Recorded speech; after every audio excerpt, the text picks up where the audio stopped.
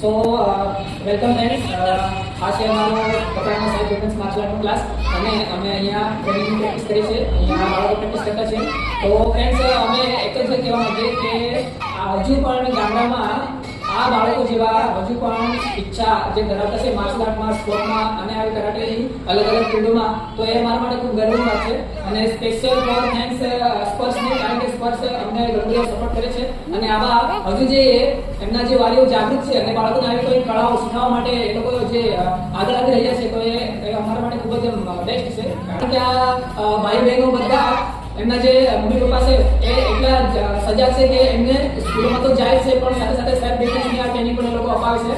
અને એ ખૂબ એમના માટે ગર્વની વાત કહેવાય. કારણ કે આજના સમયમાં દરેક બાળક આપણે જોવા જઈએ તો મોટાભાગે મોબાઈલમાં ખૂબ બીજી હોય અને પેરેન્ટ્સ લોકોને પણ એટલું બધું પડેલું નહીં હોય. લોકો પોતાના કામમાં બીજો તો બાળકોને મોબાઈલ પકડાવી દે છે અને પછી બાળકો મોબાઈલમાં એટલા બધા અંદર ખોવાઈ જાય કે હવે આ મોબાઈલ બાળકોને એકદમ માનસિક રીતે બહુ કમજોર કરી રહ્યું છે. તો આ બાળકો પોતે સેલ્ફ ડિફેન્સ શીખે છે તો એમને ઘણા બધા ફાયદા થશે. કારણ કે સેલ્ફ ડિફેન્સ શીખતામાં સૌથી પહેલા લોકોમાં ડિસિપ્લિન આવશે અને એમના માનસિક શક્તિ જે ખરી એ ખૂબ સારી રીતે વિકાસ પામશે અને એમને એક કહેવાય ને કે ખરાબ આદતો ધીરે ધીરે છૂટશે અને સારી આદતો છે ને ધીરે ધીરે આગળ વધશે. તો એમ લોકો જોઈએ તો મોબાઈલ વગેરે ખાતા નથી, પછી મોબાઈલ વગેરે કોઈ પણ જગ્યાએ તો શાંત રહેતા નથી. તો એવી રીતે ઘણી બધી માનસિક બીમારીઓ બહુ વધવા લાગી છે. તો અમે એક જ પેરેન્ટ્સ લોકોને સજેશન આપવા માંગીશું કે તમારા બાળકને તમે અત્યારે સાચવો તો ભવિષ્યમાં તમારું બાળક તમને પણ સાચવશે. અન્યથા આજે જો તમારું બાળક તમારું નહીં માનશે તો ભવિષ્યમાં પણ તમારું બાળક તમારું નહીં માનશે. બાળકોને આવા ખતરનાક મોબાઈલના વ્યસનોથી તમે દૂર રાખજો અને એમને જો તમારી પાસે ટાઈમ હોય તો એમને કોઈ પણ નજીકના ક્લાસમાં યોગાના ક્લાસ, કરાટેના ક્લાસ કે કોઈ અધર એથ્લેટિક્સ કે જે કોઈ રમતગમતના ક્લાસ હોય તેમાં એમને મોકલો, જેથી કરીને એ પોતે શીખશે, ફિટ રહેશે અને સાથે સાથે એમનું હેલ્થ પણ સારી રીતે આગળ જળવાતું રહેશે.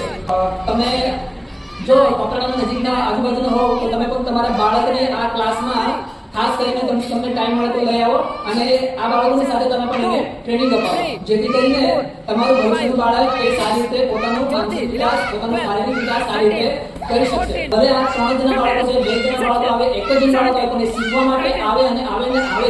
તો એવું નથી કે ઘણી બધી સંખ્યા હોય તો બાળકો શીખવા માટે આવે, એવું બિલકુલ નથી. અહીંયા એક જ જણ બાળક તો પણ શીખાવે, 2 જણા બાળક તો પણ શીખાવે, પણ એની શીખવાની જગ્યા સારી છે.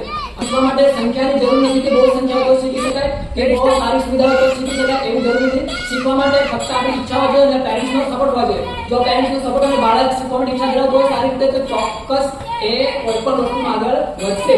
એટલે આ બાળકોને રેગ્યુલર ટ્રેનિંગ આપવા માટે આ સર છે. તો એ સરને બી ખૂબ ધન્યવાદ કે આ બાળકોને ટ્રેનિંગ આપે છે. ભલે એક બાળક હોય, 2 બાળક હોય કે આ 3 જણા હાજર હોય, 4 જણા હાજર હોય, છતાં પણ આ સર એમને ટ્રેનિંગ